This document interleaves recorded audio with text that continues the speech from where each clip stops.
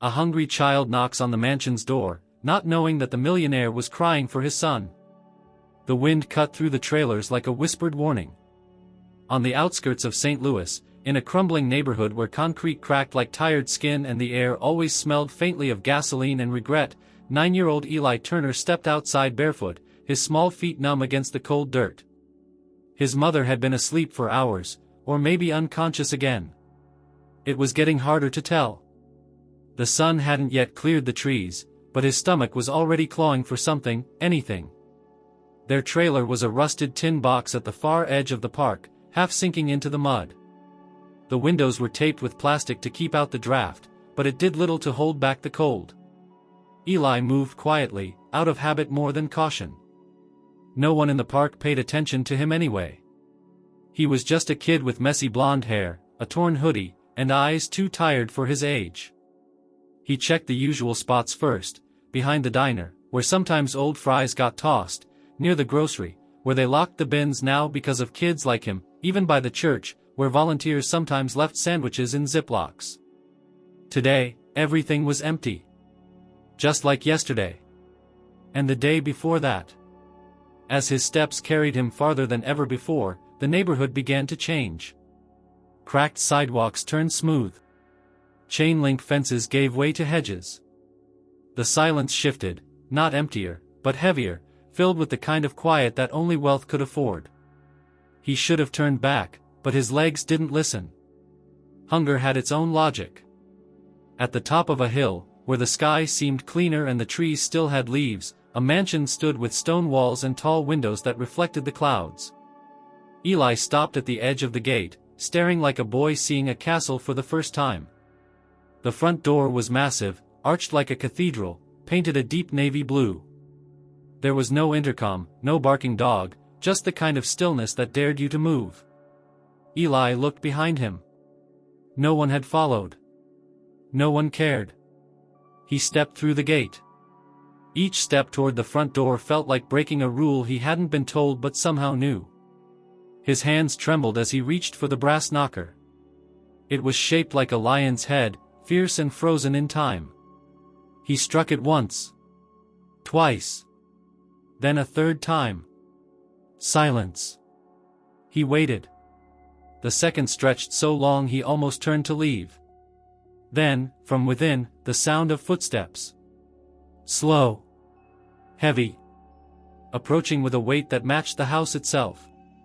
The door opened just enough to reveal a man, tall, gaunt, with silvering hair and eyes that looked like they hadn't slept in weeks. He wore a cardigan over a dress shirt, as if he hadn't changed clothes in days. His expression froze when he saw the boy on his steps. Eli didn't know what to say. His voice cracked as he mumbled, "I'm not here to steal. I haven't eaten." The man said nothing. His eyes scanned the boy, the thinness, the dirt, the bruises that came from too many falls and not enough care. Then his gaze lingered, as if something in Eli's face pulled at a memory buried deep. Without a word, he opened the door wider. Eli hesitated, unsure whether to step inside. The house smelled like old wood and faint cologne, with an undercurrent of something colder, like absence. He stepped over the threshold. The foyer was grand but dim, the curtains drawn against the morning sun. A grand staircase curved upward, its railing carved with patterns too intricate to follow. Portraits lined the walls, all in the same muted palette of oil paint and wealth. But it wasn't the art that drew Eli's eyes, it was the silence. Not the kind he knew from the trailer, but a different kind. A waiting silence. The man motioned to a hallway. Eli followed. In the kitchen, polished marble counters gleamed under soft lights. The man moved with slow purpose, opening the fridge, pulling out a covered plate, placing it in the microwave. The sound of it humming filled the space, strangely loud. Eli stood near the doorway, hands in his pockets, as if afraid to touch anything. When the plate came out, macaroni and cheese, still steaming, the man set it on the table and stepped back. Eli devoured it. He didn't look up until the last bite was gone. "Thank you," he said, eyes flicking to the man. That's when he saw it, not on the man's face, but in his eyes. Grief, thick and unspoken. Tears unshed but trembling close. Eli looked away, unsure if he had done something wrong. "I'll go," he said quickly, pushing the plate forward as if that made up for his presence. As he passed through the living room, something caught his eye. On top of a black grand piano sat a single framed photograph. Eli paused. It showed a boy, blond, about his age, smiling wide beside the man who had just fed him. Same tired eyes, but happier. "Oh." Eli tilted his head. There was something familiar in the boy's smile. He didn't ask. He didn't stay. He walked out the door, the man watching him go without a word. Back down the hill, through the quiet neighborhoods, into the cracked streets and the gas-stained air, Eli returned to the trailer. But something was different now. Not just the food in his stomach. Something heavier had been placed in his chest, something he couldn't name. He didn't know that the man he'd met, Jonathan Blake, hadn't opened that door in over a year. Or that the photo on the piano was of a son who vanished without a trace. Eli had only wanted a meal. But he had knocked on the door of a man who was still waiting for a ghost. The next morning brought a gray sky, the kind that threatened rain but never delivered it. Eli didn't plan to return to the mansion, not really. He told himself he was just walking, stretching his legs, getting away from the coughing and the silence that filled the trailer like smoke. But his feet followed the same path as the day before, up the cracked roads and past the quiet homes, to the gate that no longer seemed so intimidating. The mansion stood the same, unmoving and solemn, yet somehow different. The memory of warm food, of silence not filled with neglect but with something deeper, had planted itself inside Eli like a seed. He hesitated by the gate, uncertain whether the man would open the door again, or even remember him. Still, he walked up the steps and raised the brass knocker. This time, he didn't have to wait long. The door opened before he could strike it. Jonathan Blake stood there, not surprised, not smiling, but not displeased either. He simply looked at Eli, as if expecting him. "I didn't come to bother you," Eli said quickly. "I just didn't have anywhere else to go." Jonathan stepped aside, wordlessly. Eli entered, and the warmth of the interior wrapped around him like a blanket. The kitchen lights were already on, casting a soft glow on the wooden floors. A plate was waiting on the table, eggs, toast, and a glass of orange juice. Eli stared at it, unsure. "I wasn't sure if you'd come back," Jonathan said, his voice low and a bit rough, like it hadn't been used in days. Eli sat, eating more slowly this time. He was aware of the man watching him, not in judgment, but in a quiet, searching way. "What's your name?" Jonathan asked after a while. Eli swallowed hard. Something about the question made him pause, even though it was simple. "Eli," he said, his voice barely above a whisper. The silence that followed was sudden and sharp. Jonathan stared at him for several seconds, his expression unreadable. His hand, which had been resting on the back of a chair, tightened slightly. "Eli," he repeated, slowly, as if tasting the word. That's a strong name." The man turned away before Eli could respond, walking into the living room. Eli remained at the table, uncertain if he'd said something wrong. When he finished eating, he stood and wandered slowly toward the doorway of the next room. Jonathan was there, standing by the grand piano, one hand resting on it as he stared at the same photograph Eli had noticed the day before. The photo hadn't changed. The boy still smiled. Jonathan didn't. "Was that your son?" Eli asked without thinking. Jonathan flinched. It was subtle, but Eli saw it. "He was," Jonathan replied after a long pause. "A long time ago." Eli didn't know what to say. He felt the weight of something too big for his shoulders, something old and sorrowful. "I'm sorry," he said softly. Jonathan nodded but didn't look at him. "It wasn't your fault." They stood in silence until Jonathan suddenly turned and said, "Do you go to school?" Eli shook his head. "Not really. My mom, she's sick a lot. And it's hard to get there." Jonathan didn't press him. He simply walked past Eli, his footsteps slow and deliberate, and disappeared down the hall. The sound of a door clicking shut echoed faintly a few seconds later. Eli stood alone in the living room. The mansion no longer felt quite as cold, but it still held its secrets tightly. He wandered over to the window and looked out across the perfectly trimmed lawn. Everything felt too clean, too still. He wondered what the boy in the photo used to do in this house. Did he run down the halls? Did he play the piano? Was he loved the way Eli sometimes wished to be? Later, Jonathan returned. He handed Eli a worn hoodie, cleaner and warmer than the one he wore, and a pair of socks. "They might fit," he said. "You can keep them." "Thanks," Eli muttered, looking at the floor. "You don't have to come back," Jonathan added, though his voice lacked conviction. Eli nodded, even as his heart tugged against the idea of leaving. But he left. Back through the gate, down the hill, through the neighborhoods where windows stayed shut and faces never looked up. The trailer was dark when he arrived, his mother still in bed. A half-empty bottle of cough syrup sat on the counter. He touched her forehead lightly and pulled a blanket over her.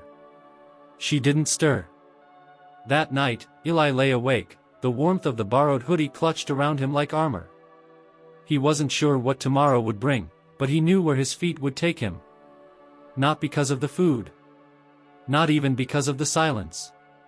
Because for a moment, just one, someone had looked at him and seen more than just a hungry kid.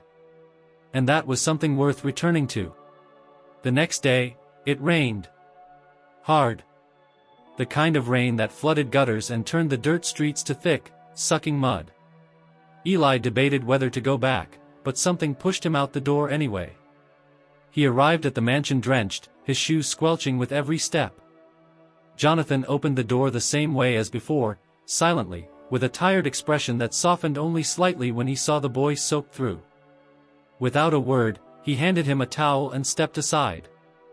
This time, Eli followed him not just to the kitchen but into a side room, a library, dimly lit and lined with shelves. A fireplace flickered at the far end, and a chessboard sat mid-game on a table. Jonathan gestured to a chair. "I used to play here with him," he said, voice distant. "He was better than me by the time he was 7. Eli sat carefully, not wanting to disturb the air around them. "Do you know how to play?" Jonathan asked. Eli shook his head. Jonathan smiled faintly, the first time, and moved a pawn forward. "I'll teach you." And he did. For the next hour, they played a slow, uneven game. Jonathan explained the pieces with patience, correcting Eli gently when he made a mistake. There was no rush, no tension. Just quiet moves and quiet words. When the game ended, Jonathan didn't say who won. Eli didn't ask. He stayed longer that day. Until the rain eased and the streets began to dry. Before he left, Jonathan handed him a sandwich wrapped in foil. "Something for later," he said. Eli took it without meeting his eyes. "See you tomorrow?" Jonathan hesitated, then gave a small nod. "Yes. Tomorrow."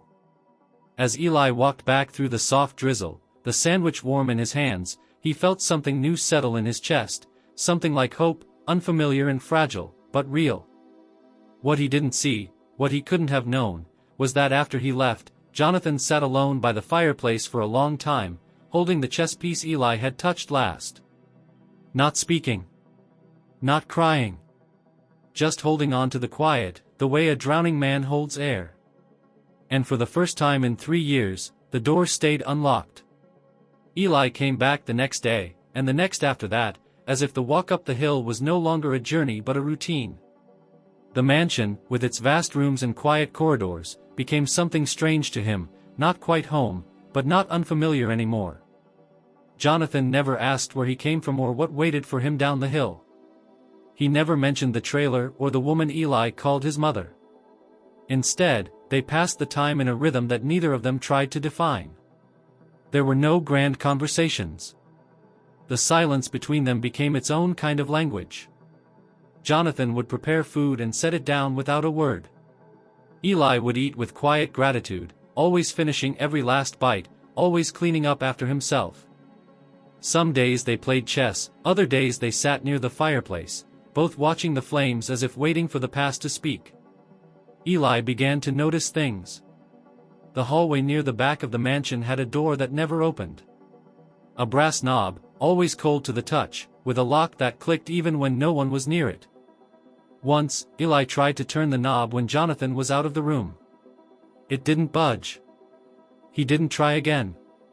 There were toys in the den, a race car set that still had batteries, action figures with faded paint, a stuffed lion perched carefully on a shelf. They were all clean, as if dust dared not settle on them. But they hadn't been touched in a long time. Eli could feel it. These things had been left as they were, preserved like exhibits in a forgotten museum. One afternoon, Jonathan returned from the study holding a small notebook. He handed it to Eli wordlessly. Eli opened it to find page after page of drawings, uneven lines, stick figures, little rockets and spaceships.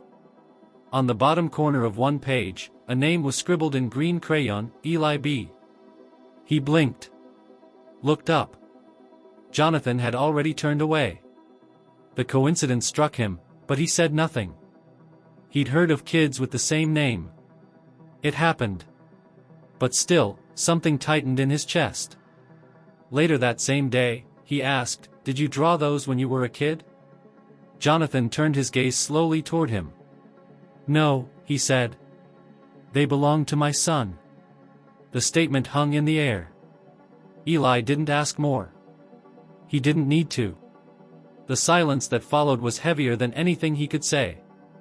He knew, instinctively, that Jonathan was giving him pieces, not the whole truth, but enough to understand that the boy from the photo had once laughed in these halls, and now didn't. That night, as Eli sat on the floor of the living room with a puzzle Jonathan had left out for him, he noticed the grandfather clock ticking in the corner. It was the only sound for several minutes, save the occasional crackle of the fire. Then, Jonathan spoke from his chair without looking at him. "He was about your age when he disappeared." Eli froze. 3 years ago, Jonathan continued. "We were at a park. I looked away for a moment. That's all it took." He paused. Eli didn't move. They never found him. No body. No signs. Nothing. Just, gone. Eli turned his head, watching Jonathan's profile in the firelight. The man looked older than usual, like every word cost him a year.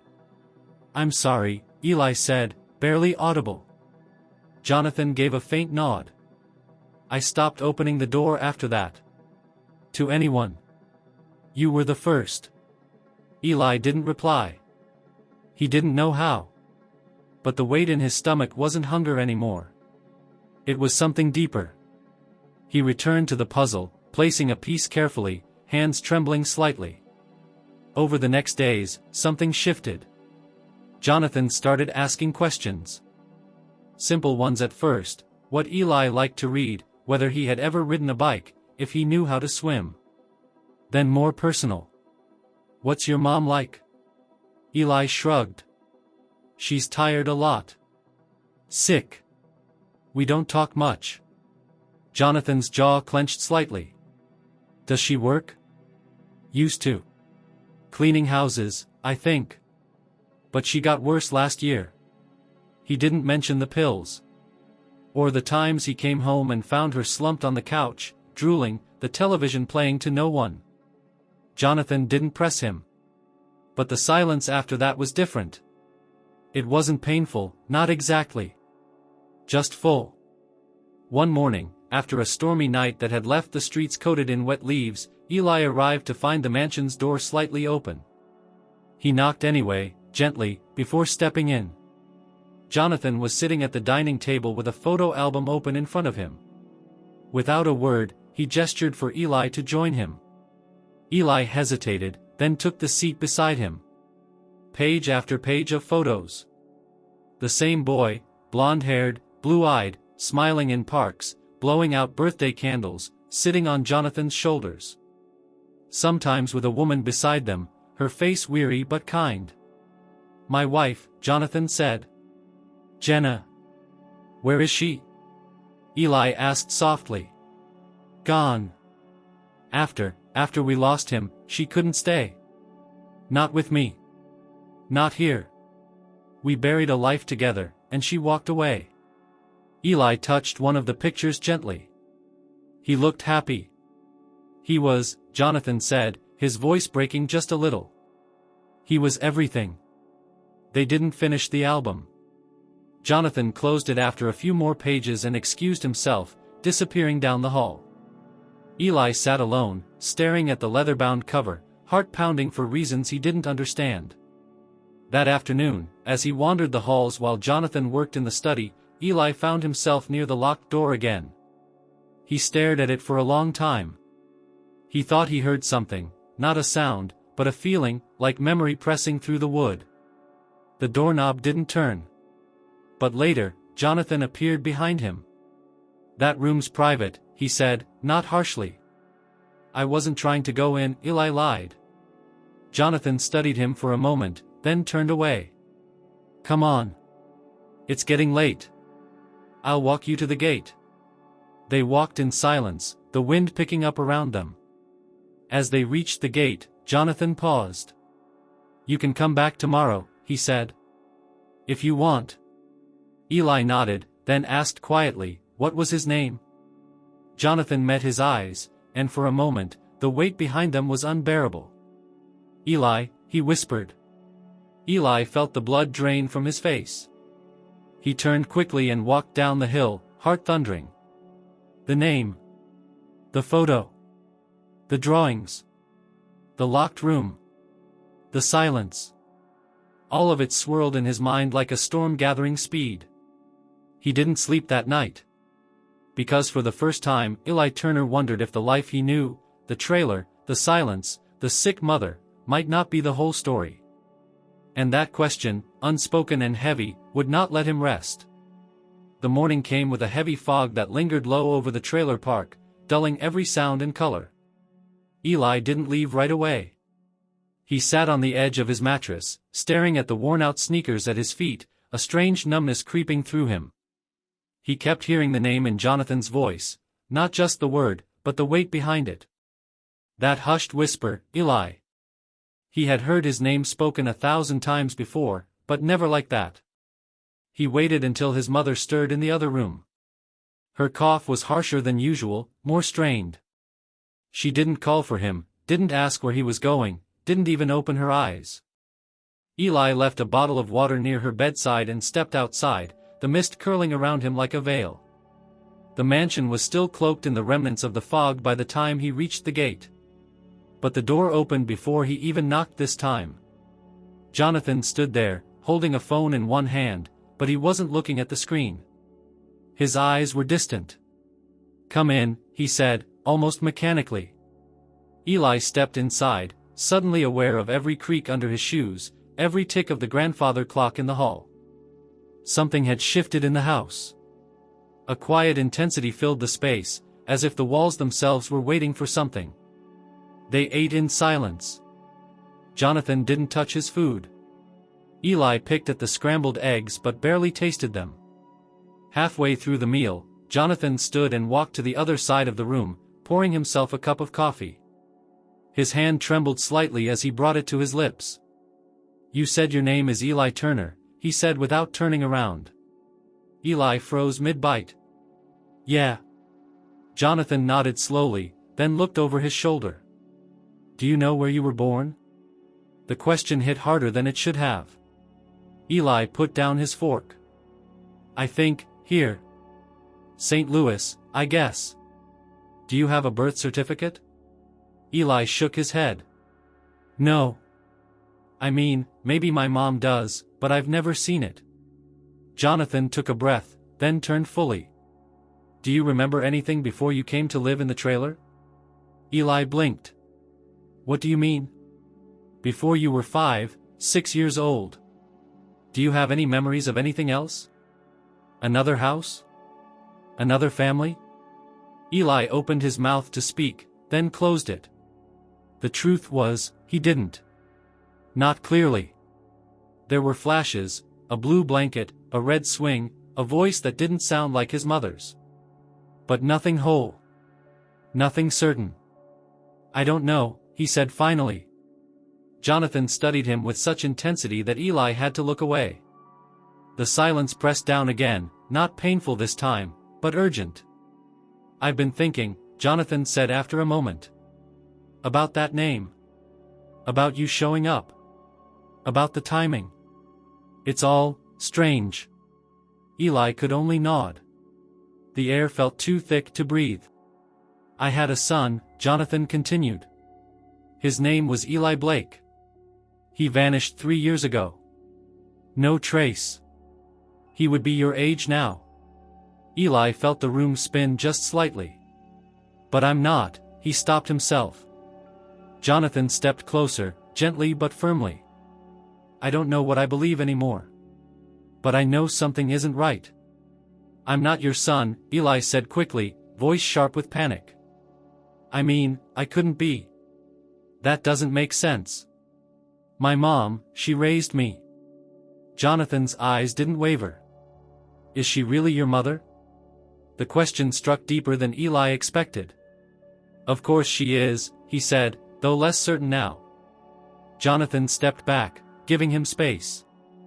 I'm sorry. I shouldn't push. I need to understand. And maybe you do too. Eli sat in silence, eyes locked on the plate of now cold food.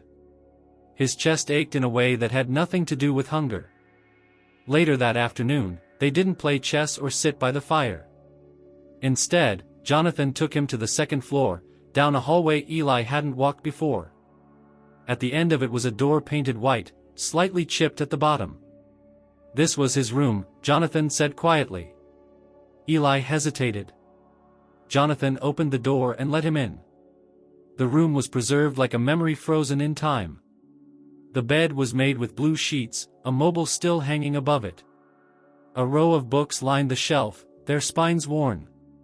On the dresser sat a baseball glove, a jar of marbles, and a broken toy robot. Eli stepped inside slowly, his fingers brushing the edge of the bed. The scent of dust and something faintly sweet, like old soap or talcum powder, filled the air. Nothing's been touched, Jonathan said from behind him. Not since the day he disappeared.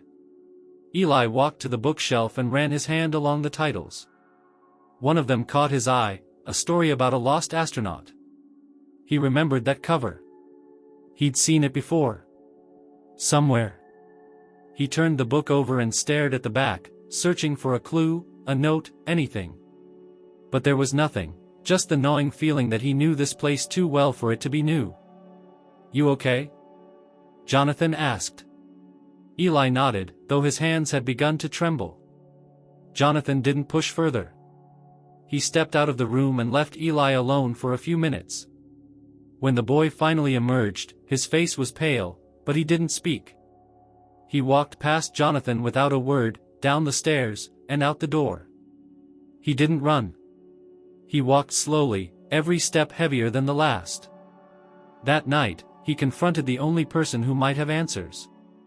His mother was awake when he returned, more alert than usual, as if she'd been waiting for him. She looked at him with eyes that didn't carry their usual fog. I went somewhere, Eli said, standing in the middle of the room. To a house. A mansion. She didn't respond. There's a man there. He says he had a son who disappeared. His name was Eli. Like me. Still, silence. Is there something you're not telling me? Her hands trembled slightly as she reached for her cigarette, lit it, and took a slow drag. You ever wonder why we never had your papers? She asked finally, voice hoarse. Why you don't remember much before a certain age? Eli stared at her. So it's true. I don't know what's true, she said, not meeting his eyes. I just know you came to me when you were little. And I raised you. Where did I come from? She didn't answer.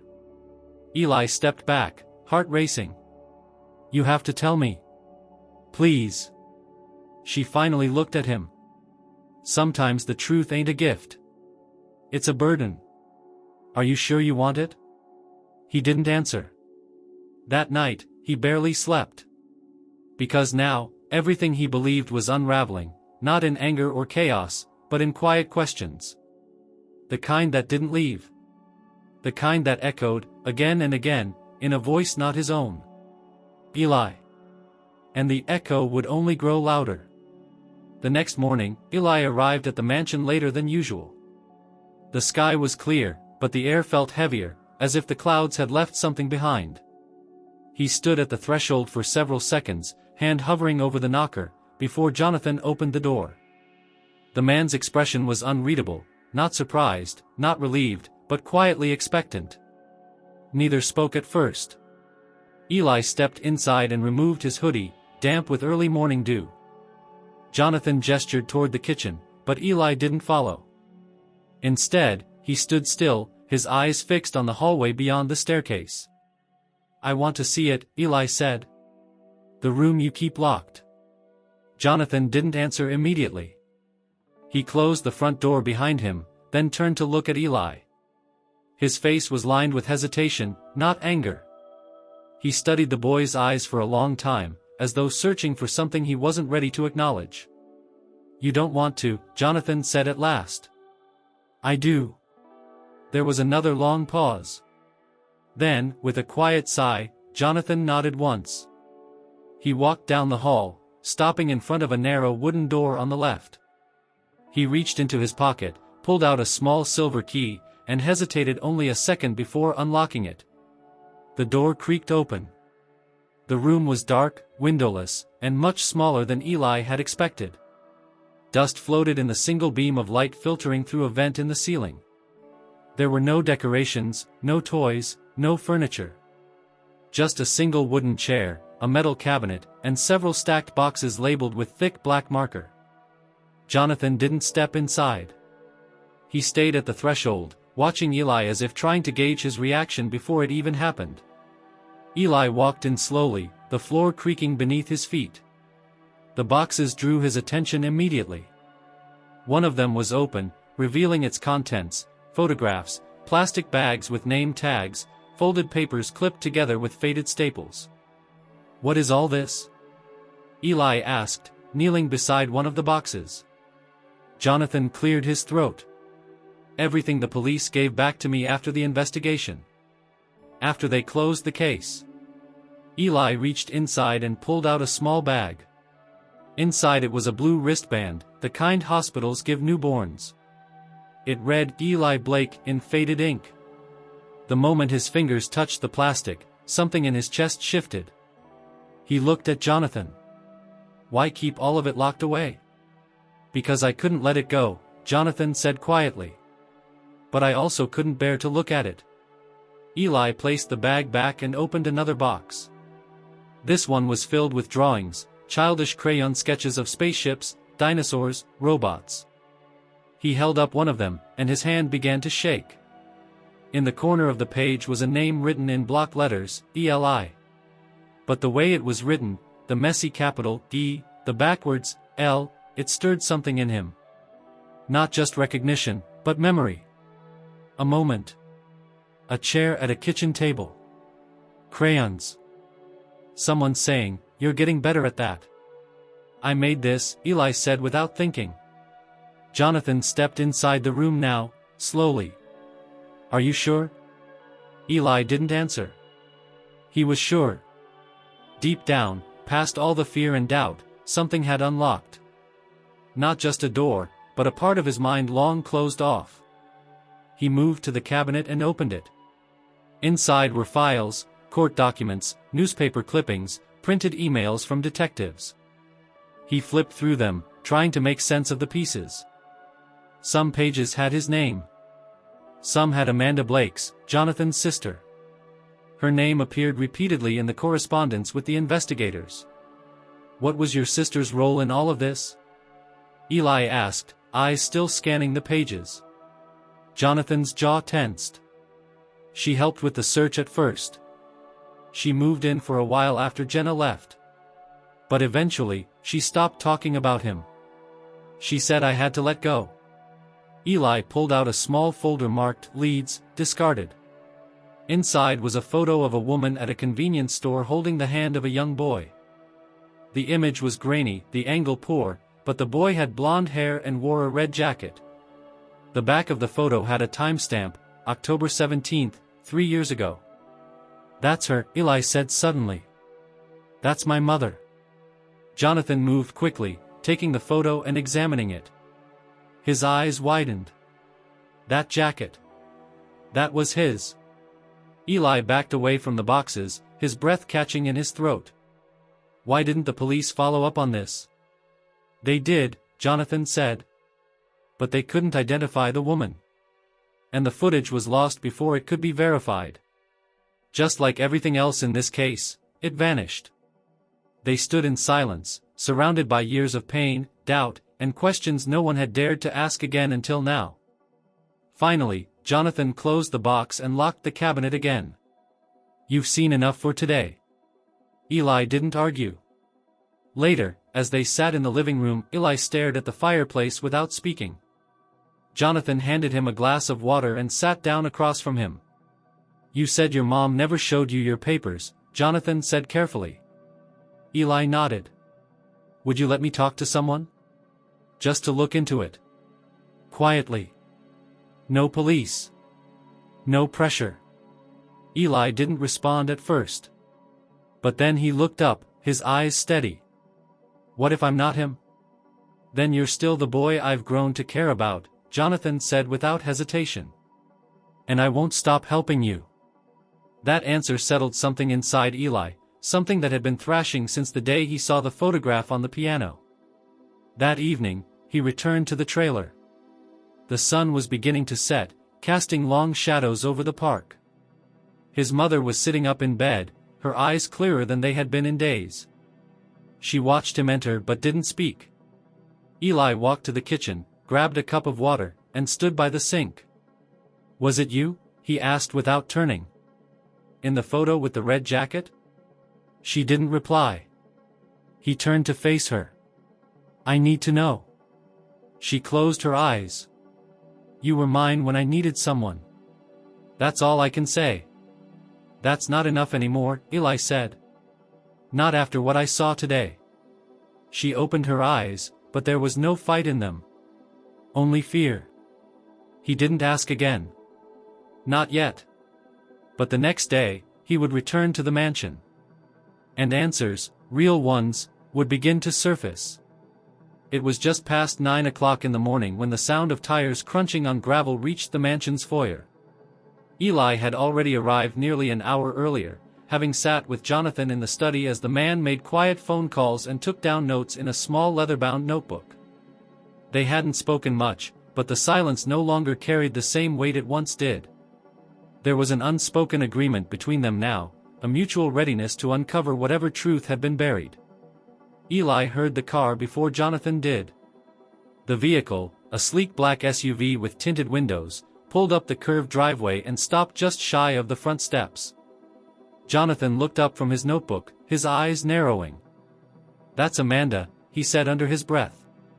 He stood and walked toward the window, confirming what he already knew. "She wasn't supposed to be here this week," he added. "She's been in Chicago."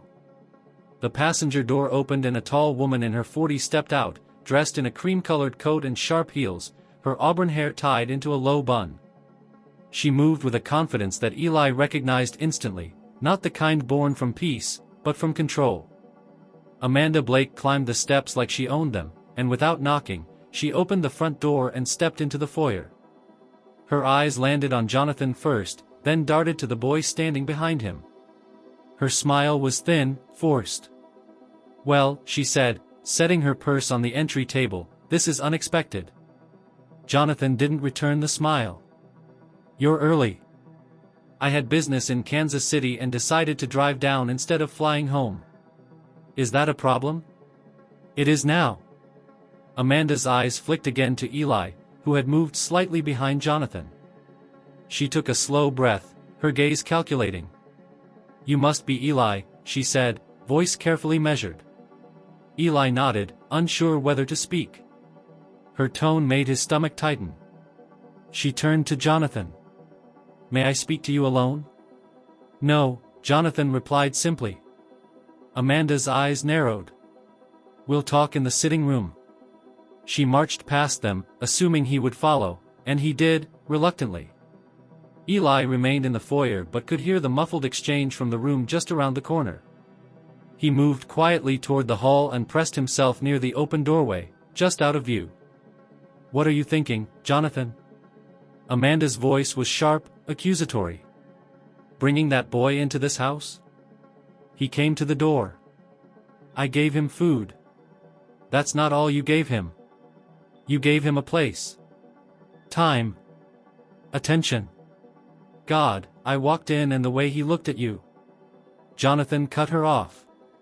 "You should have seen him. Heard him speak. He remembers things.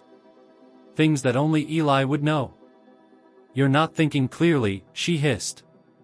"This is grief playing tricks on you again. You know what I think?" Jonathan's voice rose slightly. "I think you're scared." Amanda scoffed. "Of what?" "Of the truth." There was a pause. Then Amanda's voice dropped, barely above a whisper. "Do not start this again." "You were involved," Jonathan said coldly. "That's what I'm beginning to believe." The silence that followed was deafening. "You don't know what you're saying," Amanda replied after several seconds, but the strain in her voice betrayed her calm. "I think I do." There was movement. Amanda stood, her heels clicking across the hardwood floor.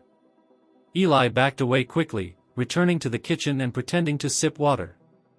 Moments later, Amanda stormed past him, her jaw clenched tight, and disappeared down the hall toward the guest room. Jonathan reappeared, looking 10 years older. "She's not happy," he muttered, sitting heavily at the kitchen table. "But she knows." "She was scared when she heard my name," Eli said, finally breaking the silence. Her whole face changed. Jonathan nodded. "I saw it too." Later that afternoon, Amanda re-emerged from the guest room, dressed differently now, casual, calculated. She sat across from Eli at the table without asking and studied him for a full minute before speaking. "You remind me of someone," she said. "Too much." Eli didn't respond. "I saw you once," she continued. "At a grocery store near the south side. Months ago. I thought it was my imagination." "Why didn't you say anything?" Jonathan asked from across the room. "Because I didn't trust what I saw. And I didn't want to hurt you again." "Or you didn't want me to find out the truth," he snapped. Amanda turned to him, her expression cooling. "Jonathan, be careful. You're pushing boundaries that were set for your own good." "What boundaries?" he asked bitterly. "The ones that kept me from finding my son?" The room fell silent again. Amanda stood, taking a long breath. "You need to let me handle this." Quietly. "No," Jonathan said. "We do this my way now."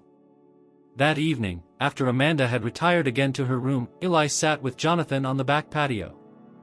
The sun was dipping behind the hills, the sky turning a soft orange. The birds had quieted, and the air felt charged. "She knows more than she says," Eli muttered. Jonathan nodded. "I always suspected. But I didn't want to see it. I needed someone to blame back then, and when there was no one, I let her stay. I let her comfort me." Eli looked up. "Did she love him? Your son?" "Yes," Jonathan said. But Amanda always believed control was more important than truth. She thought she could manage everything. Even grief. "Do you think she took me?" Eli's voice trembled slightly. Jonathan turned to face him, then knelt so they were eye to eye. "I don't know. Not yet. But I promise you, I won't stop until we do."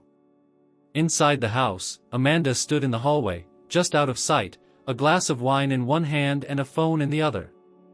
Her knuckles were white around the stem. She listened for a few more seconds before slipping back into her room and locking the door. Downstairs, the wind picked up. Eli didn't know it yet, but the arrival of Amanda had set something in motion, something that could no longer be stopped. Secrets were unraveling, faster now, and the silence that had defined so much of his life was beginning to crack. He sat beside Jonathan in the gathering dusk, unaware of how close the storm had drawn. And how soon it would break. Amanda did not come down for breakfast the next morning. Her absence hung over the kitchen like a fog neither Eli nor Jonathan wanted to acknowledge. The silence between them wasn't tense, but it carried a different weight now, the kind that came when questions outpaced answers. Jonathan seemed distracted. He stirred his coffee slowly, his gaze unfocused. Eli watched him, wondering whether Amanda's presence had shifted something deeper than suspicion, perhaps something about the way Jonathan had always clung to order, to control. "I want to show you something," Jonathan said suddenly. He stood and motioned for Eli to follow. They moved past the library and down another hall, into a narrow room filled with shelves and cabinets. It looked like a personal archive, old photo albums, tax records, boxes marked with years instead of names. Jonathan unlocked a drawer and pulled out a small stack of papers. He laid them on the table, smoothing the top one with deliberate care. It was a page from an old medical file. At the top was a scanned copy of a birth record. Eli James Blake, Jonathan read aloud. Born on November 11, 2016. He turned the paper around. "That's your birthday, isn't it?" Eli stared at the date. He nodded slowly. "There's more," Jonathan said, placing another paper beside it. This one was a vaccination report. "Look at the handwriting. The pediatrician's notes. They match some of the medical visits listed in your mother's trailer." Eli frowned. "You went through her stuff?" "Only what you showed me," Jonathan said. "The few documents she left on the counter." Eli swallowed hard. The pieces were aligning, not in vague, abstract ways anymore, but directly, unmistakably. Jonathan placed one last document on the table, a missing persons flyer. On it was the same photo Eli had seen a dozen times by now, the smiling boy with messy blonde hair and blue eyes. "What do you see when you look at this?" Jonathan asked. "My face," Eli answered without hesitation. "Me too." The room fell quiet again. Outside, a lawnmower started somewhere in the distance. The noise sounded too normal, too everyday for what was happening inside the walls of the mansion. Eli leaned on the table, staring at the documents. "If she really took me," he said slowly, "why?" Jonathan exhaled. "That's what we're going to find out." Later that day, Eli was sitting in the study with a book open on his lap when he heard voices rising upstairs. At first it was muffled, but Amanda's voice soon became clearer, sharp and defensive. He stood and moved closer to the staircase, straining to hear. "You don't get to accuse me of something this serious, Jonathan," Amanda snapped. "You're not thinking straight. You were in contact with Jenna's cousin. The one who worked at the adoption agency. Don't deny it, I found the emails." "Emails from over 3 years ago," Amanda shot back. "If you think that proves anything." "You never told me," Jonathan said. "Why?" There was silence, then Amanda's voice dropped. "Because I knew you weren't ready for the truth. You were barely holding it together. You had no right. I was protecting this family." Eli backed away before he could hear more. The door at the top of the stairs slammed. Moments later, Amanda descended, composed but tense. She stopped abruptly when she saw Eli. "You shouldn't eavesdrop," she said coldly. Eli didn't move. "Did you help her take me?" Her expression didn't shift. She stared at him with an unreadable look, part pity, part disdain. "I helped your father survive what was done to him," she said. "That's what I did." "That's not an answer." Amanda stepped past him without another word. Jonathan came down shortly after. He looked tired, but resolute. "She won't admit anything outright," he said. "But she knows she's been caught in the lie. What do we do now?" "I spoke with someone," Jonathan said. "A lawyer." "Discreet." He's arranging for a private investigator to look into the adoption records. There's a possibility the entire process was fabricated. You think I was adopted illegally? I think someone used an unofficial channel to place you with the woman who raised you. And I think Amanda had something to do with it. Eli sat down, overwhelmed. I don't even know who I am anymore. You're Eli, Jonathan said quietly. That's not up for debate. The next day, the investigator arrived. A tall man with graying hair and a calm demeanor, he met with Jonathan in the library for over an hour. Eli remained outside, pacing the hallway, waiting. When the man emerged, he looked at Eli with a strange sort of recognition. I've seen your case before, he said. Years ago, I was involved in the original investigation. It never sat right with me, the way things were dropped, how leads vanished. What do you mean? Eli asked. I think someone high up suppressed parts of the case. Now that I've seen you, I can say it clearly, you're the same boy from the file. No doubt in my mind. Jonathan stepped beside Eli. We're going to do a DNA test. But this time, we won't involve any official departments until we're sure. Amanda didn't leave the house that evening. She stayed in her room, making a few phone calls, none of which Eli could hear. But when Jonathan told her about the DNA test, she didn't argue. She only looked at him and said, "You're making a mistake you can't undo." That night, Eli sat on the edge of the bed in the guest room, staring at the wall. The house was quiet again, but no longer with grief, now it was the calm before revelation. The silence was filled with names, papers, echoes of things people never meant to be found. And one name kept circling in his mind, over and over. Eli. A name too familiar, yet never truly his until now. 3 days after Amanda's confrontation and the private investigator's visit, a knock came at the trailer door shortly after 10 o'clock in the morning. Eli wasn't there to hear it.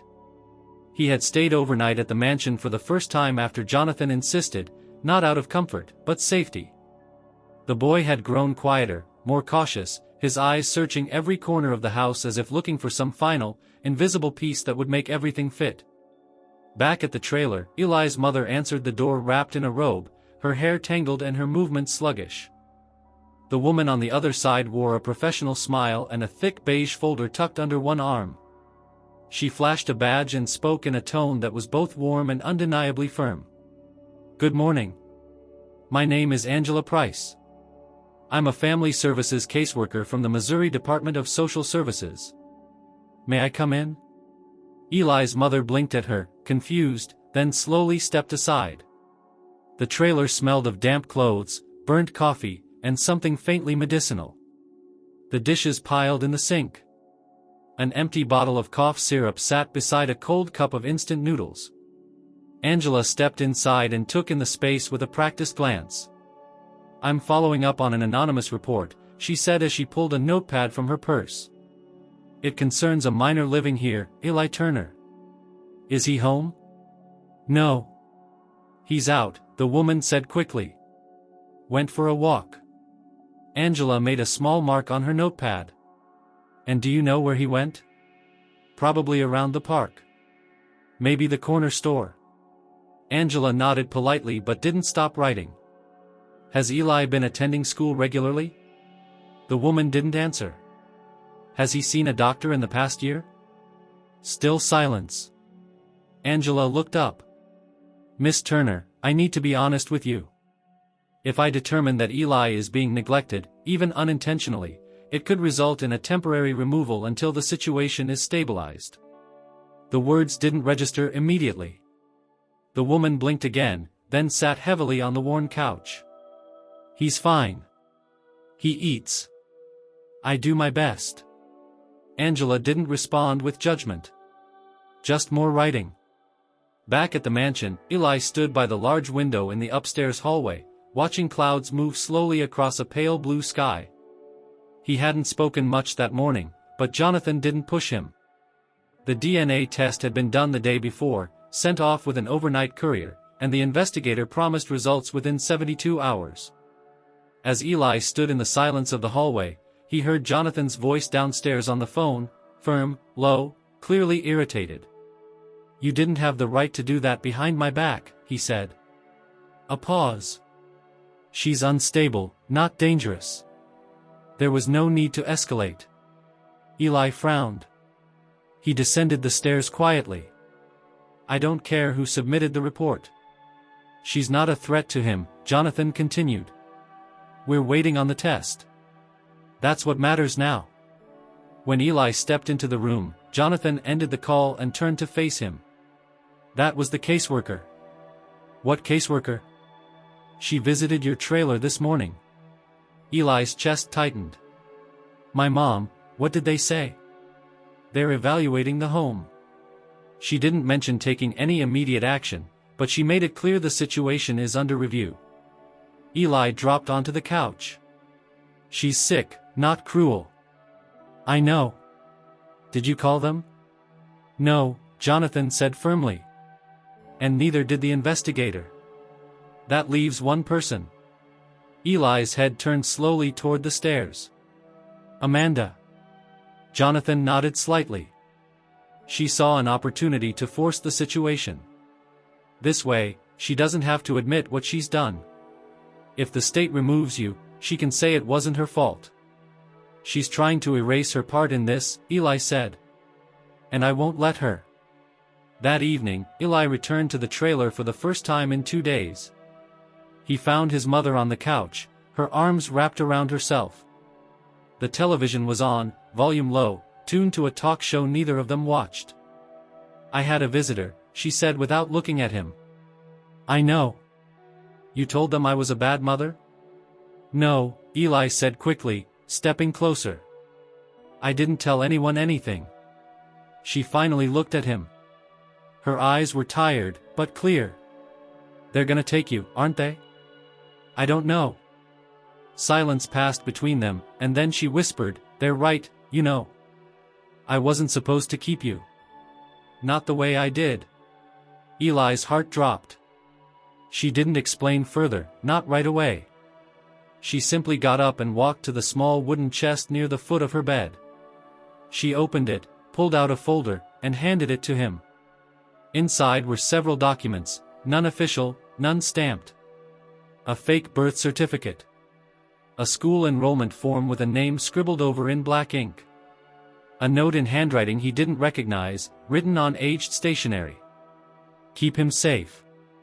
Do not ask questions. Do not tell anyone. He belongs nowhere else." Eli stared at the words until they blurred. "Where did I come from?" he asked. She sat again. "A woman came to me. She knew I'd lost a child years before. She said the boy needed a home, and that no one could know.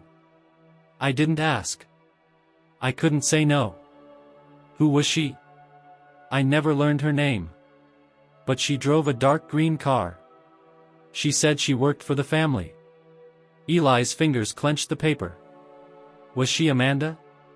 His mother shook her head slowly. "She said she worked for the sister. Not that she was the sister." Back at the mansion, Amanda stood in the library with her phone to her ear, pacing. "No, he knows," she said, voice sharp. "I don't care what's in that file, it was handled the way it had to be. He was spiraling. The press would have destroyed him." Another pause. "Yes, I understand the consequences. But I won't let this destroy what's left of our name." She ended the call and stared out the window as if the glass itself held answers. The next morning, the caseworker returned, but this time, to the mansion. Angela was met by Jonathan, who welcomed her in and introduced her to Eli with careful formality. She asked questions. He answered them clearly. What he ate. Where he slept. What he did each day. When she asked if he felt safe here, Eli didn't hesitate. Yes. Angela closed her folder. "I'll have to follow up with both residences, but thank you for cooperating." After she left, Jonathan exhaled slowly. The clock's ticking now. On what? On the truth. 2 hours later, his phone rang. The DNA results were in. And the truth was no longer just a theory. It was about to become fact. Jonathan hadn't spoken since hanging up the phone. He stood in the center of the foyer, his face locked in stillness, but his hand clutched the back of a chair so tightly his knuckles had turned white. The call had lasted only 2 minutes. The words had been brief, clinical, unmistakable. Eli waited in the doorway, his heart drumming in his chest. "They confirmed it," Jonathan said at last, turning to him. "The test, it's a match." Eli didn't breathe for several seconds. "You're my son," Jonathan whispered. The words didn't feel real. They landed softly, almost cautiously, but beneath them was an impact so enormous Eli couldn't respond. He felt weightless, as if his body and mind had separated, caught somewhere between shock and understanding. Jonathan moved toward him slowly. He didn't reach for him, didn't force the moment into something it wasn't. He simply stood there, eyes moist, voice barely holding steady. "I knew," he said. "I knew the second I saw you." Eli looked down, suddenly unsure of what to do with his hands, his voice, his entire existence. "What happens now?" he asked quietly. Jonathan didn't answer. Instead, he gestured toward the hallway. "There's something else you need to see." They walked together, side by side, through the east wing of the house. Eli had never been this far into the mansion. The hallways grew narrower here, the windows fewer. The air smelled of old wood and dust. At the end of the hall was a door unlike the others, darker, with ornate carvings around the frame. Jonathan unlocked it with a key from his pocket. Inside was a storage room, but not like the others. This one was arranged with care, reverence even. The lights flickered on slowly, revealing a series of shelves, all neatly labeled and packed with sealed boxes. Jonathan walked directly to one in the center. "This is the box the police returned to me after they closed the search," he said. "I've opened it only once." He brought it to the large wooden table in the center of the room and carefully peeled back the lid. Inside were objects wrapped in cloth, photographs, and a thick manila folder marked with the initials, EB. He handed Eli the top photo.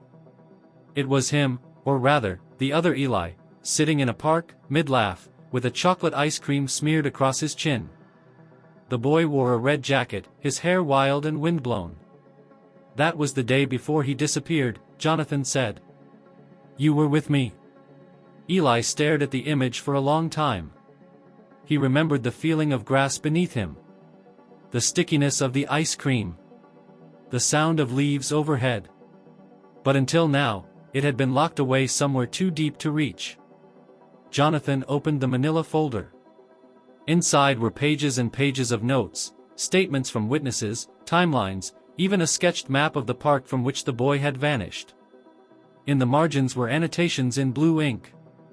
"These are mine," Jonathan explained. "I spent months, years, trying to reconstruct every step. I never stopped." He slid a sheet toward Eli. "This was the last confirmed sighting. A woman, about 35, approached you by the swings. She spoke to you, then walked away. Witnesses say you followed her. That was it." Eli stared at the sketch of the woman's description, tall, thin, wearing sunglasses.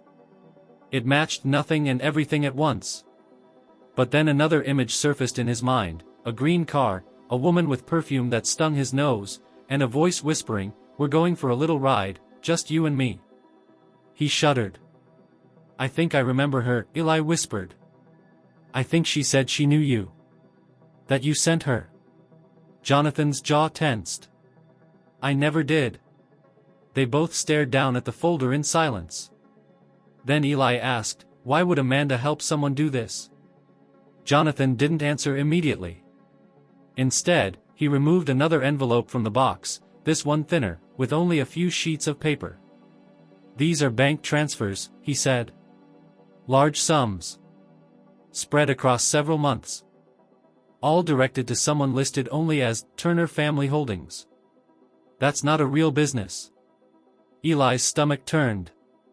"You think she paid my other mom?" he asked. Jonathan's voice hardened. I think she paid someone to make you disappear. And someone else to keep you hidden. At that moment, Eli remembered the note he'd found in the wooden chest back at the trailer. The handwriting. The words, "He belongs nowhere else." He closed his eyes. "She thought she was saving you from me," Jonathan said. "Or more likely, saving me from something that would have destroyed my public life. I was running for the state legislature then. The campaign was brutal. If word had gotten out that my marriage was collapsing, that I had lost custody of my son temporarily, it would have ended everything. But you didn't lose custody." "No. But Amanda believed I might. Jenna had threatened to leave with you. There were fights. Court filings. Amanda wanted control. And when she couldn't stop Jenna, she took you from both of us." Eli stepped back from the table, shaking. "I need air," he muttered. He left the room quickly, walking through the halls until he reached the back doors. He stepped outside into the chill of early evening. The wind carried the scent of pine and fading smoke from the fireplace. He dropped onto the stone steps and sat there, staring at nothing. For several minutes, he didn't move. Then Jonathan appeared behind him and sat beside him, hands resting on his knees. "I don't expect you to know how to feel right now," he said. "I don't," Eli admitted. "I don't even know who I'm supposed to be. Eli Turner? Eli Blake? You're both," Jonathan said. "But you were always mine." Eli looked at him. "Do you think she'll admit it?" "She won't have a choice," Jonathan said. "Not after what I found. There's enough to bring it all into the open." "What about my mom?" Eli asked quietly. Jonathan hesitated. "She'll be questioned. Maybe investigated.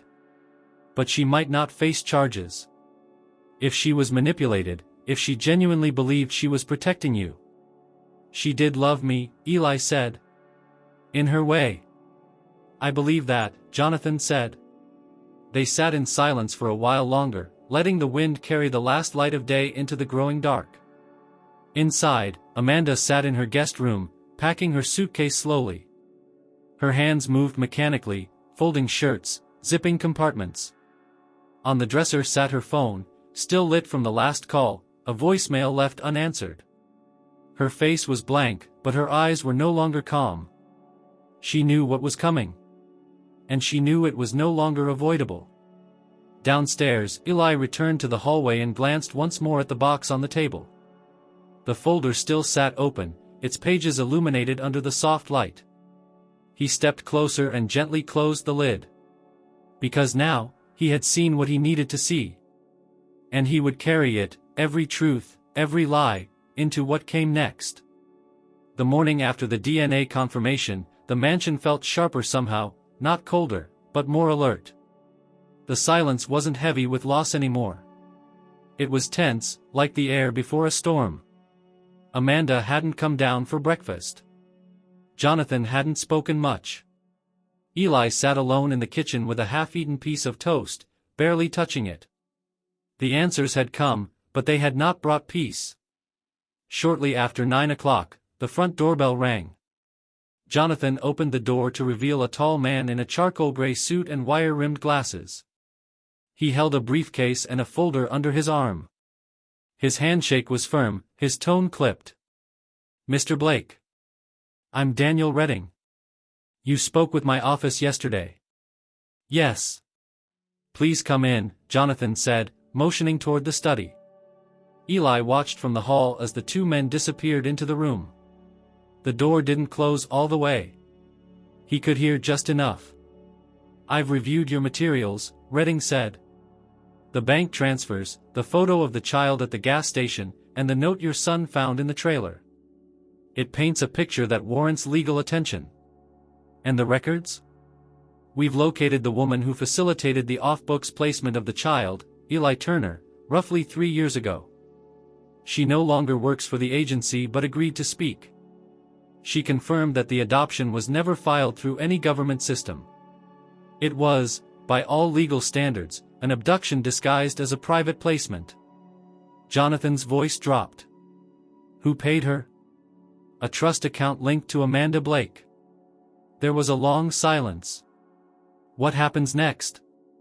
Jonathan asked. We can proceed quietly or formally. But if you want this to be handled in court, I need a statement from your son, the boy who is now confirmed, genetically and circumstantially, to be Eli Blake. At that, Jonathan opened the door and motioned for Eli to come in. Eli entered slowly, feeling the weight of eyes on him. This is Mr. Redding, Jonathan said. He's going to ask you a few questions. You don't have to answer anything you're not comfortable with. Eli sat across from the lawyer, his hands gripping the armrests. Eli, Redding began gently, do you understand why I'm here? I think so. You've recently learned that your legal identity, Eli Turner, may have been falsified. That your true identity is Eli Blake, son of Jonathan Blake. Eli nodded. And that the woman who raised you, while possibly not malicious, received you through illegal channels. Another nod. I need to ask you something very important, Redding said, leaning forward. Do you want to be legally recognized as Eli Blake? Eli hesitated. His throat tightened. I want the truth, he said finally. Whatever that means. That's enough for now, Redding said, satisfied. We'll prepare the statement. He stood and handed Jonathan a separate envelope.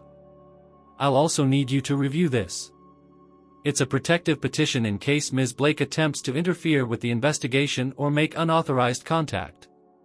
Jonathan took it, glancing at the top page. She won't go quietly, he muttered. Redding gave a thin smile. No one ever does. An hour later, Amanda descended the stairs, dressed in all black. She paused when she saw Eli sitting at the base of the staircase. Her expression betrayed nothing, no guilt, no panic. Just the same cold control she always wore when threatened. You've been busy, she said. So have you, Eli replied quietly. Amanda continued walking until she reached the kitchen. She poured herself a cup of coffee as if it were any other morning.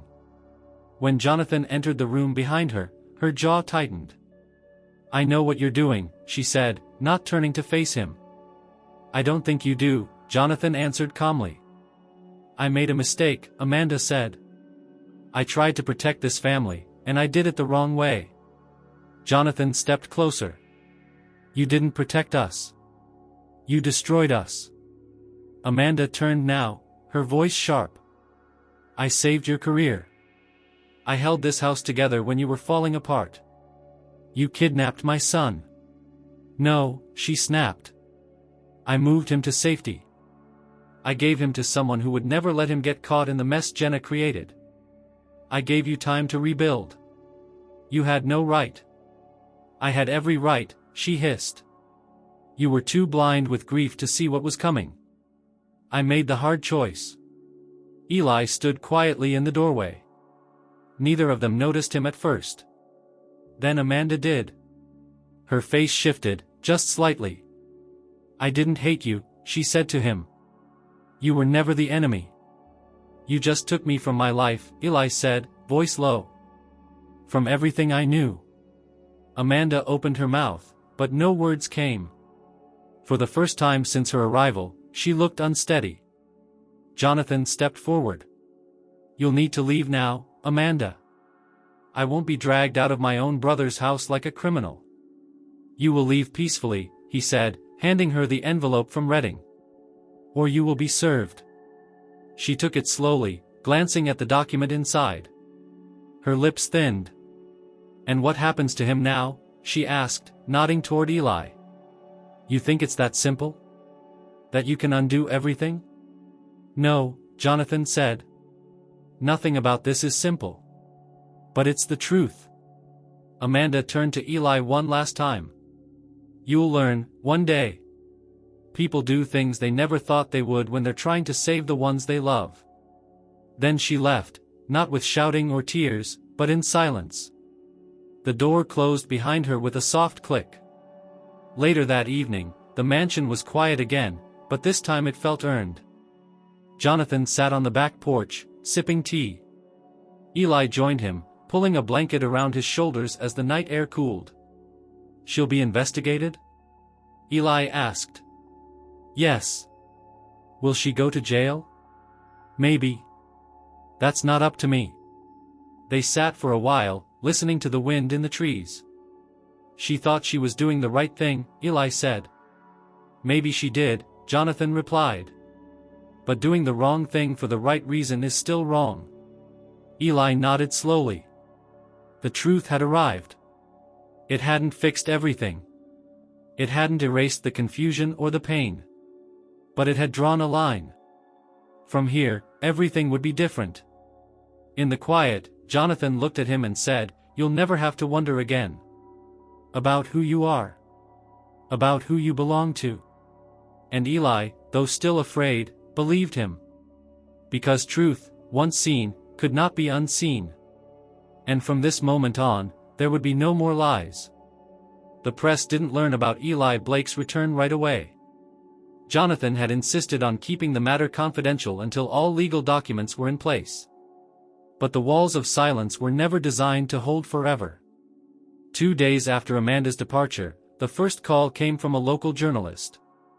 The woman had received an anonymous tip, someone from the Department of Social Services, perhaps, and asked Jonathan to confirm whether he had reunited with his long-missing son.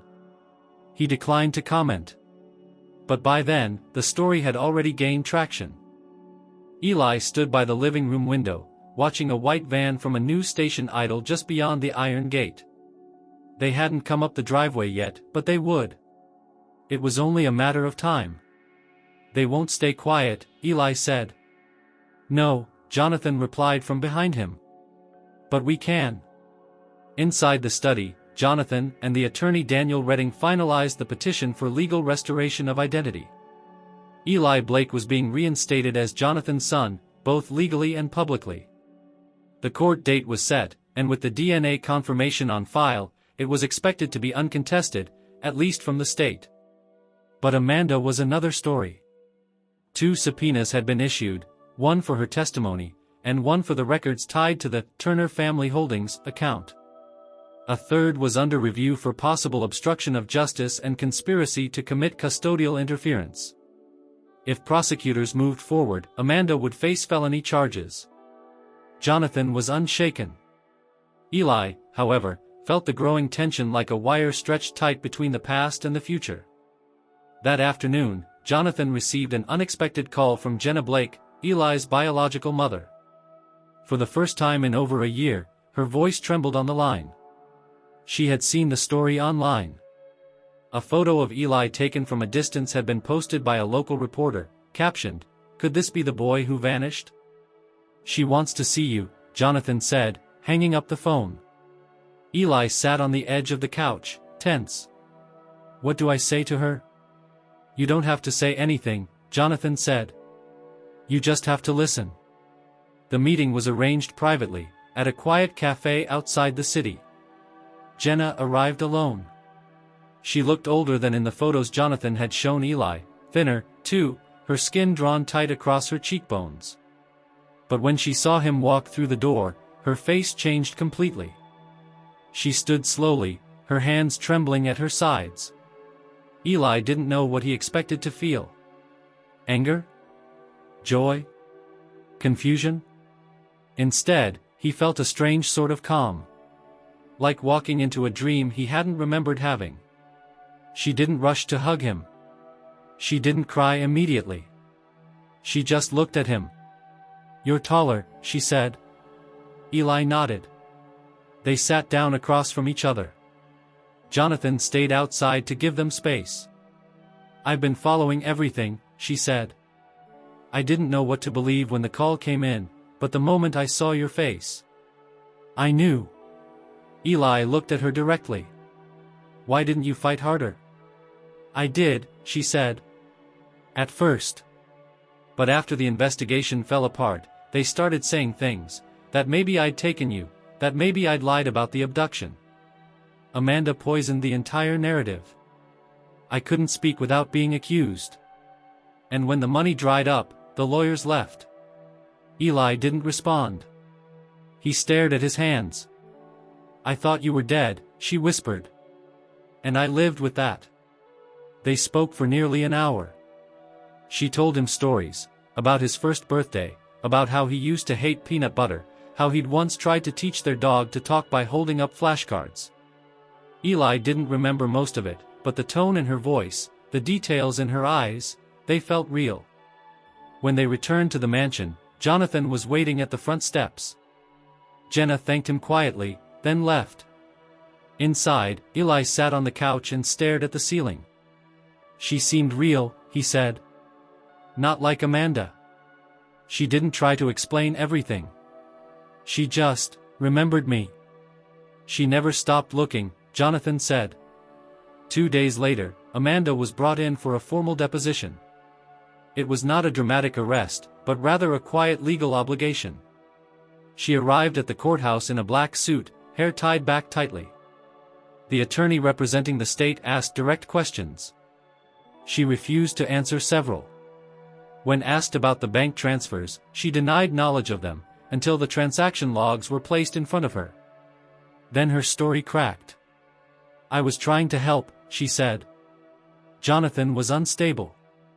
Jenna was reckless. That child needed structure. You arranged for a false identity, the attorney stated. You placed him in an unmonitored home. I vetted her. She had experience with children. She wasn't a threat. You paid her to disappear with him. I gave her money to raise him. There was silence. The judge overseeing the deposition leaned forward. Do you understand the severity of what you've admitted? Amanda didn't answer. Later that evening, Jonathan received a call. Charges would be filed. Amanda's trial was pending. The story had broken nationally now, with news outlets running headlines like, Heir to Blake Legacy Found Alive, and Family Scandal Unravels as Lost Son Returns.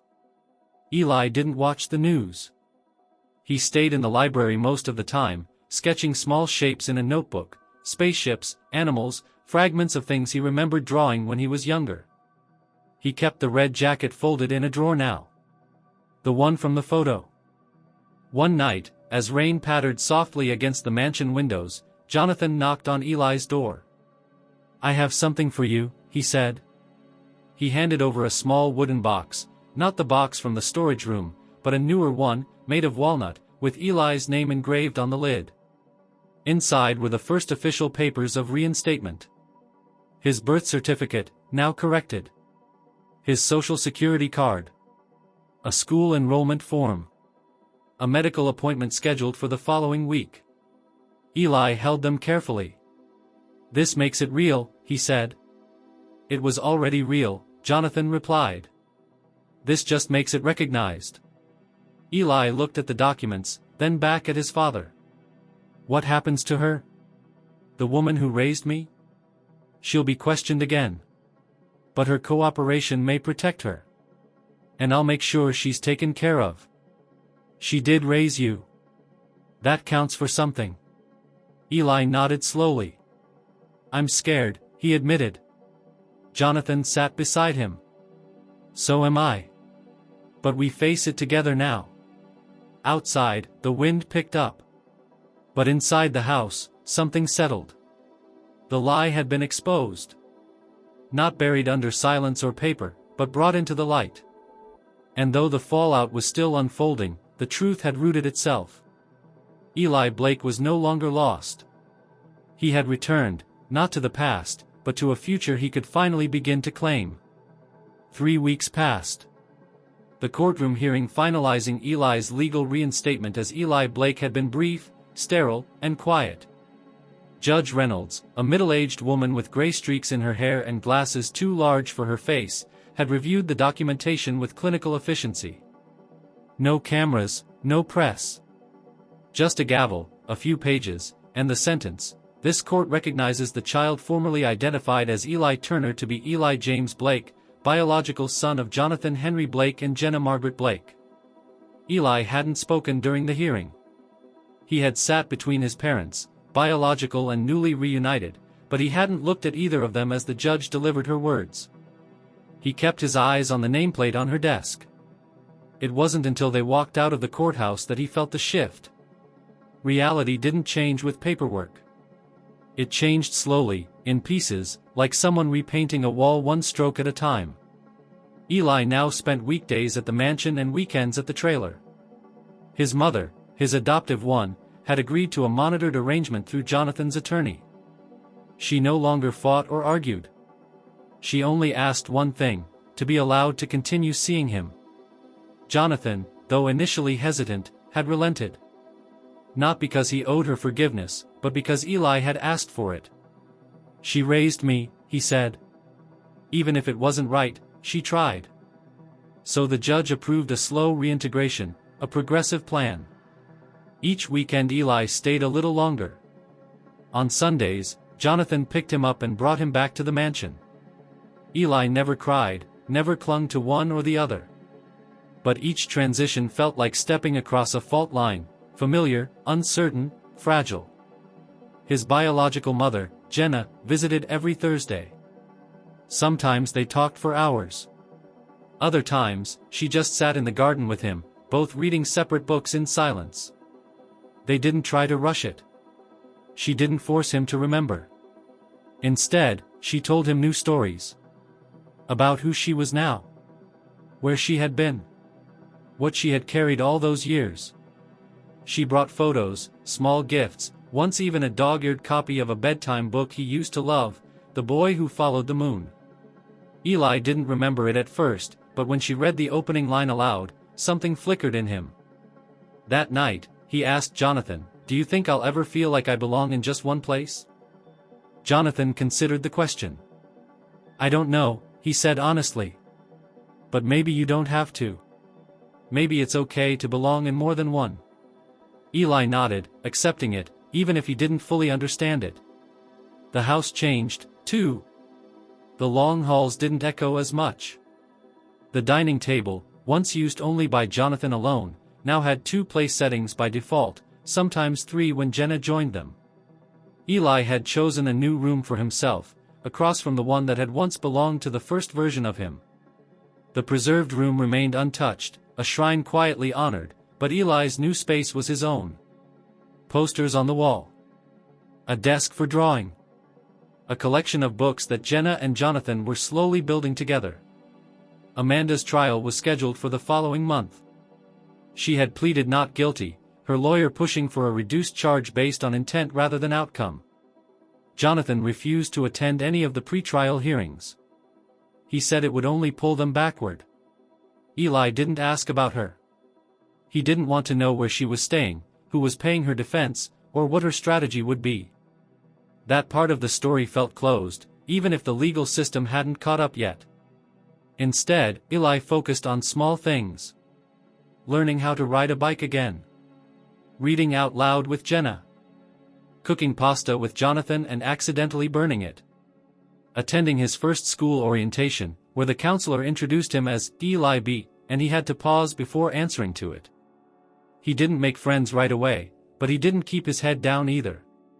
He learned to say, "I'm new," without flinching. He stopped lying about where he lived.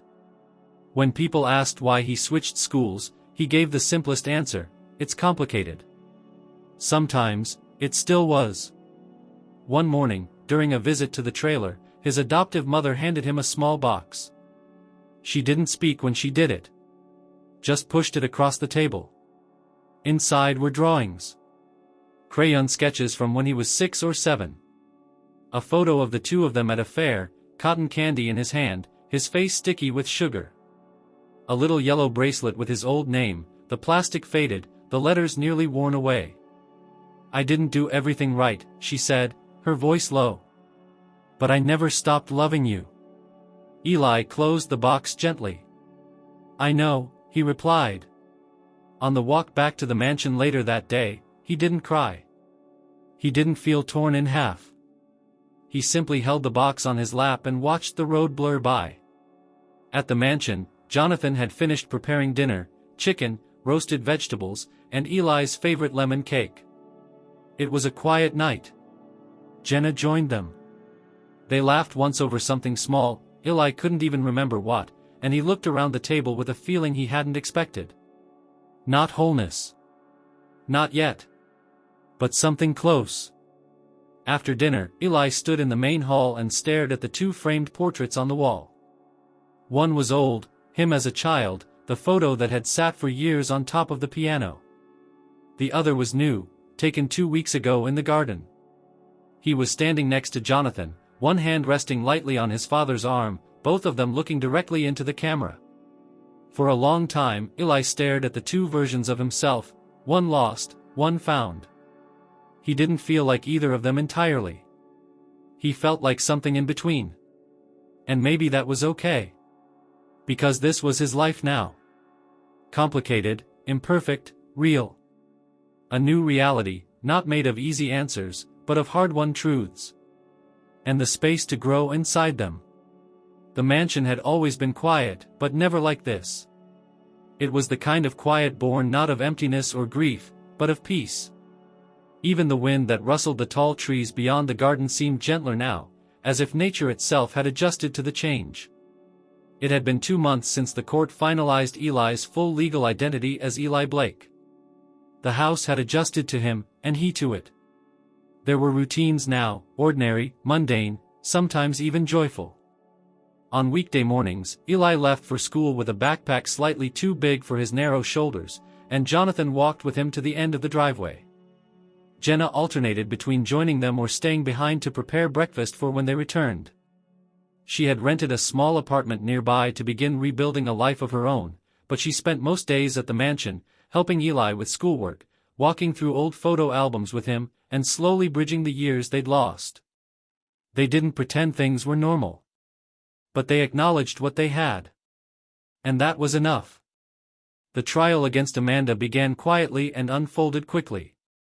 Evidence mounted against her, financial records, witness testimonies, the illegal transfer of custody documents, and her own deposition, now used against her.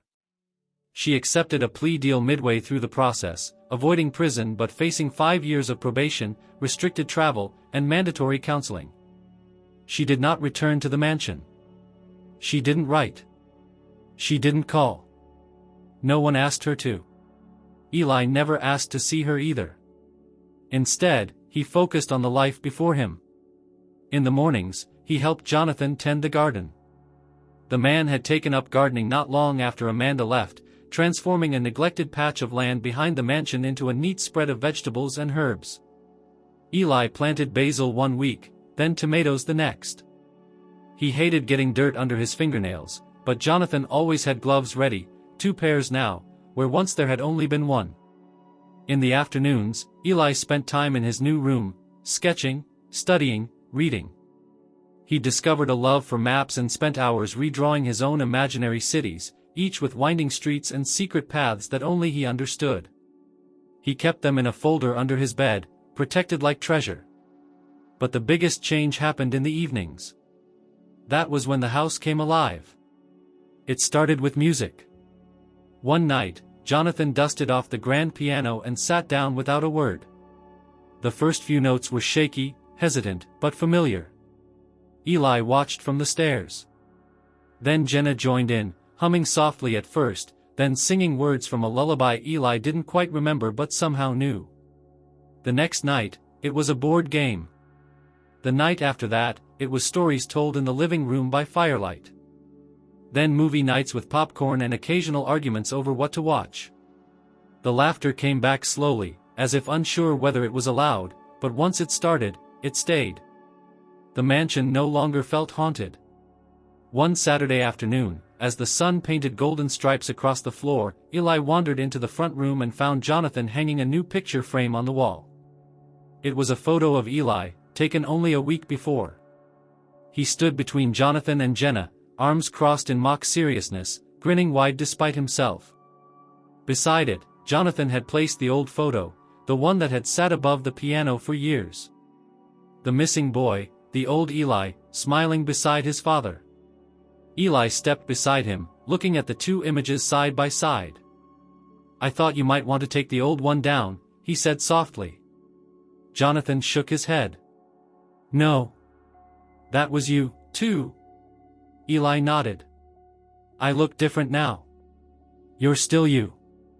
just stronger. They stood there in silence for a while. That evening, Jenna made dinner, roasted chicken with rosemary and lemon, with mashed potatoes and buttered peas.